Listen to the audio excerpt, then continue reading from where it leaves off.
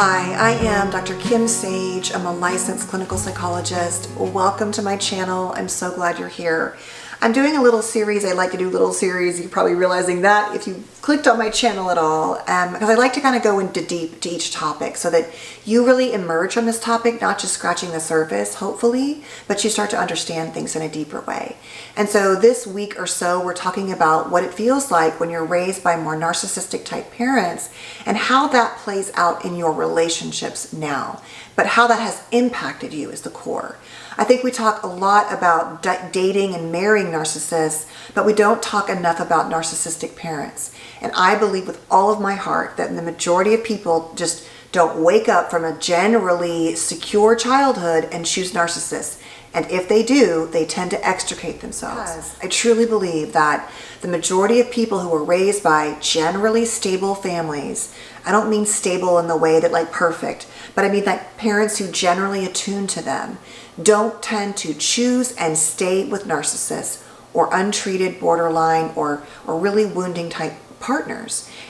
This reason why you chose and stayed subconsciously is often very much, I believe, and I've seen it in my practice again and again and again. I have never met anyone raised by narcissistic or borderline parents who remained untreated, who often did not, at least in the course of their relationships experience, at least date and oftentimes be in an intense relationship with a narcissistic person. And that goes for those of us raised by borderline parents. I think we're often drawn to narcissists, as I've discussed in many videos, because they feel secure and containing and holding in the beginning. They don't feel chaotic. Now, they can quickly become chaotic, but oftentimes we're trying to heal those childhood wounds. And that is truly in this course I keep talking about that I just put so much love into, called Healing and Dealing with Narcissistic or Borderline Parents. And we're going to talk all of this week about things that are in this workbook. This is the file I printed. The videos, there's like, I don't know how many videos, 75 lessons, exercises, journal work. But just for example, like these are some of the questions I have for assessing if you had a borderline or narcissistic mother or father. Now, of course, they're not all individual separate criteria, but it gives you a flavor. And that's the same thing for narcissistic parents here. And I think it matters because I don't want to label people, but I do believe that when I finally understood, oh my God, this is what my mom struggled with. This is what my dad may have struggled with. It started to take the blame off of me because deep inside, though up here, I knew that it wasn't my fault. I lived out my life from a position of what I have been writing about recently, thinking about telling my own stories about weakness. And it wasn't that I was weak. No one on the outside would have ever called me weak. I don't think so. I think I may have been misperceived at times as aloof or that I didn't care, and that may have been a defense mechanism. But deep inside, I truly believe that so many things were my fault, that it was my fault. And if I could just fix it, change it, do it differently, it would all be better. And that played out in the partner I chose and how I had a hard time asking for what I needed. And then when I did, I always had to be appropriate, and that didn't work. And so I'm gonna make a bunch of videos about that down the road, about how, this shows up. But it's really impactful. And I would really encourage you to not just watch my videos, but get books, listen to podcasts. If you have any belief at all that your parents struggled, trust me, it is very likely showing up in your life in some way. Hopefully you're doing the work and healing, but also it's hard. It takes years. I've been in my own therapy for years as well, working on these issues, and they change and morph. As I mature and my kids get older, different triggers occur, and it is a true process. So I know I've talked a lot this morning, but I talked yesterday about being raised by narcissistic parents. Don't you know who I am? And as I said yesterday, no. If your parent was truly narcissistic, they don't know who you are. And so that is an issue for us because we're often walking around in the world trying to be known or believing that no one cares who I am. So why should I even bother investing or showing up with people? And that can often be very lonely and isolating, even in relationships, right? So today's topic is about how having a narcissistic parent affects, you don't even know how I feel. That's what I would say to a narcissistic parent. You don't even know how I feel. And why does a narcissistic parent not know? Well, number one, they don't ask, right? And number two, they don't care. They might ask or say they care, but they really don't care because it only matters when it aligns with what they're trying to express or get their needs met for. And so if you're expressing a feeling that feels good to them, yeah, it matters in that moment, but it doesn't extend to mattering and feeling like you truly matter and your feelings matter. So number one, they don't ask. Number two, they don't investigate, right? If they say, how are you? And you go, oh, I'm not so good. Oh, I'm sorry to hear that. If you even get, I'm sorry to hear that. Or, okay, oh, that's too bad. Keep on going, right? They don't push in. They don't do a deep dive. They don't want to really know how you feel. And if they do that and you tell them how you feel, you will very often be minimized, denied, gaslit. How could you say that about me? That's not true. I would never do that. I'm a great parent. It's like, yeah, are ya? They don't. They don't do that. And they don't make it safe for you to share feelings. So no, they don't know how you feel. They don't care how you feel. They often take things at the surface level, like I said, and so whatever you express, they're going to just accept that and then apply that in some way. They don't want to dive into those muddy waters with you at all. And so they will listen. You will feel sometimes that if they do feel like they're listening at all, they will listen, but they're not really listening. They're not really there, right? They are thinking about, most likely, themselves or something else. And then you feel that sense of your feelings just being like on your own, right? There's no reciprocity. This whole idea of connection is about I share, you share, right? Those types of things.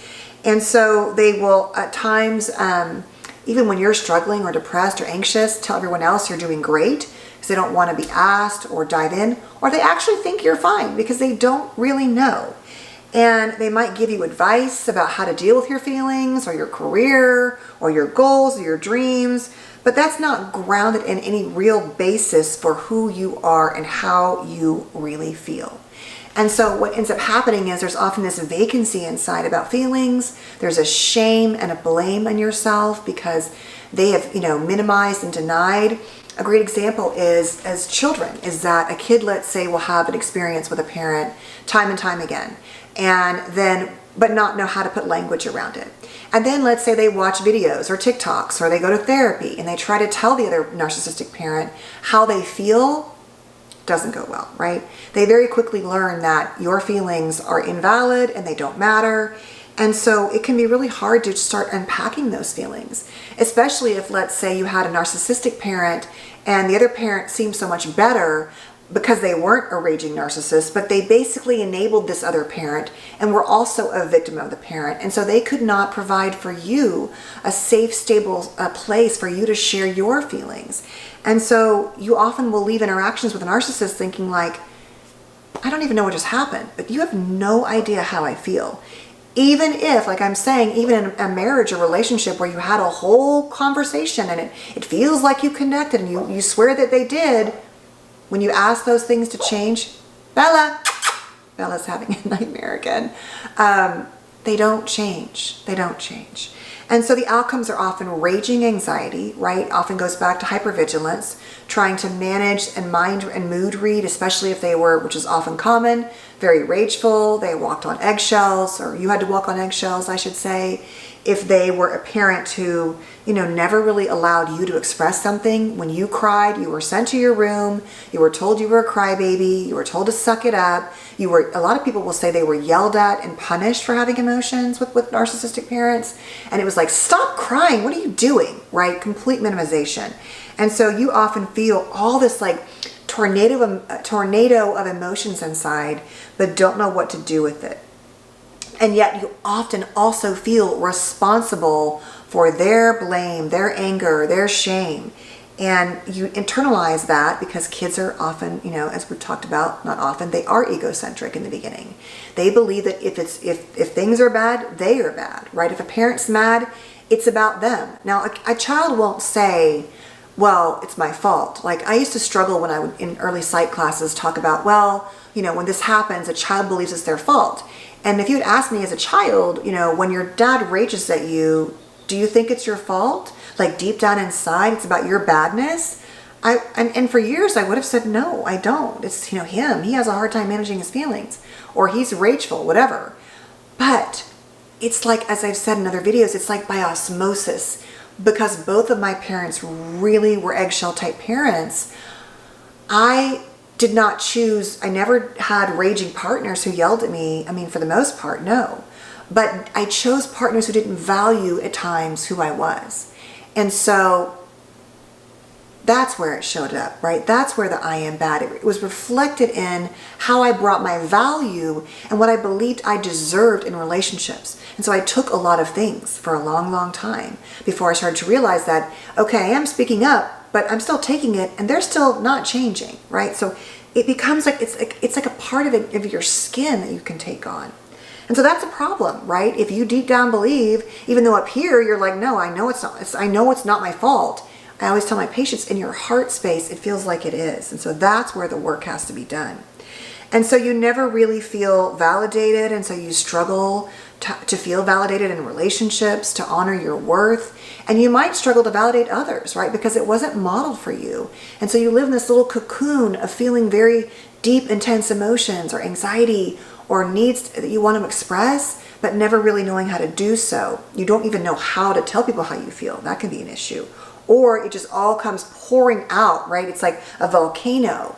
And that feels like a good release, but then it's not really healthy for your relationships because you might blow or kind of trauma explode, which is understandable. We all do that. But over time, there's no real, as I always talk about, reciprocity in relationships because you never experienced it. The last things you do is you have harsh self-judgment, that you're just always in your head. That's that classic inner critic, right? Always trying to, find ways to be ahead of that criticism in yourself. So it's like, do your best, be a perfectionist, be perfect, get it right. You're so stupid, you're so dumb, what were you thinking? Things like that. And then that prevents you from taking risks and trying things because you're so terrified to make mistakes and then feel bad. You avoid feeling anything. And then you also might numb out, use substances, anything to avoid feelings.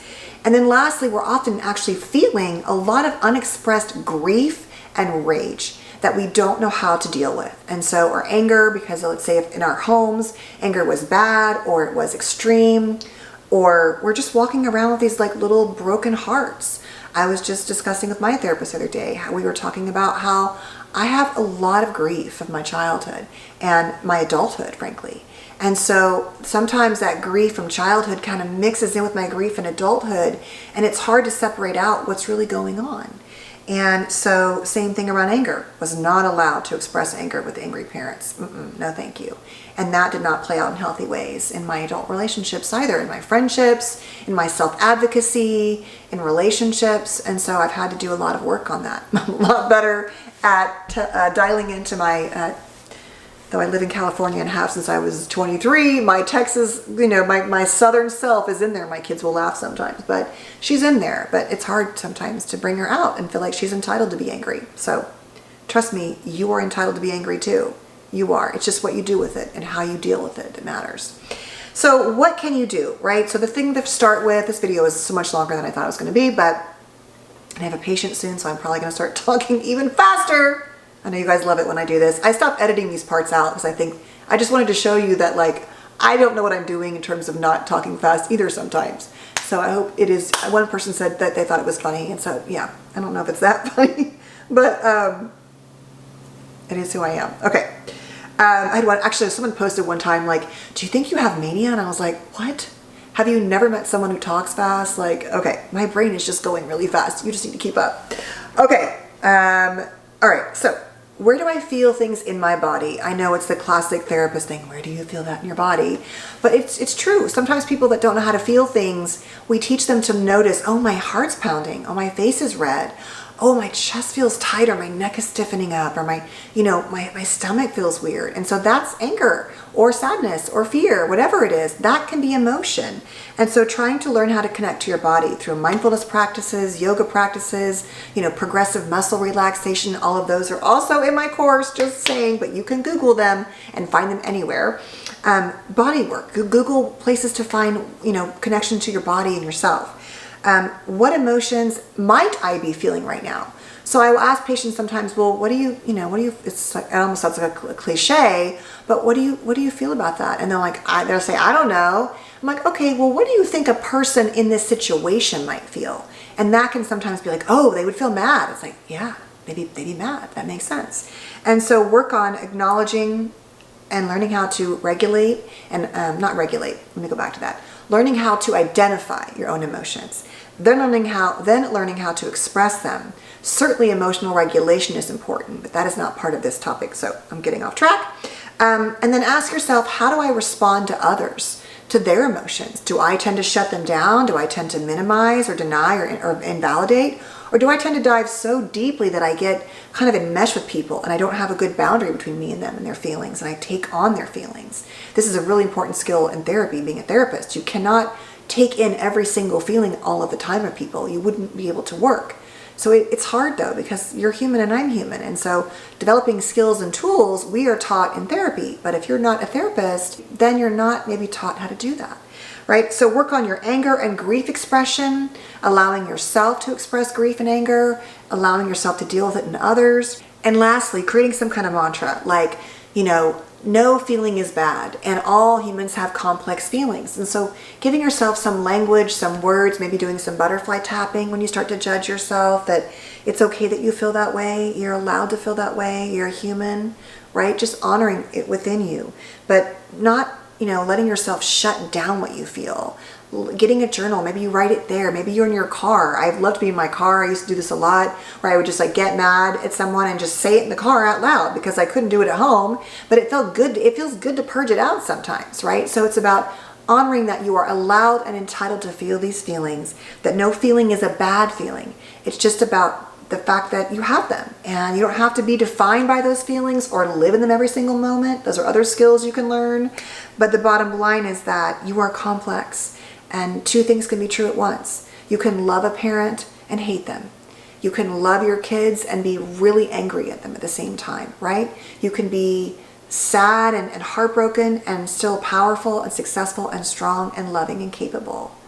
All those things exist in us. And so it's just about you identifying and allowing that, though these narcissistic parents did not allow for feelings, that you always had them, you have them now, and they are worthy of being shared with yourself and healthy relationships and the world. And so it's just little bits at a time that we want to acknowledge and allow that for. But stop waiting for them to acknowledge how you feel. If they are truly narcissistic, it is not going to happen. It's not going to happen. But it doesn't mean that you can't have the feeling of being seen in your feelings in other loving relationships, with therapists, if it's a healthy relationship, right? Wherever you can learn to be safe, just know that your feelings, they do matter. They always did, and they do now.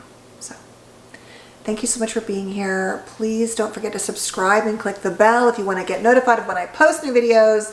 Check out my links below, all my courses, and I hope to see you tomorrow. And maybe I'll bring my kitten when she's not sleeping in my next video. Okay, we don't have a name still, but we're working on it. Okay, take care, stay safe, bye-bye.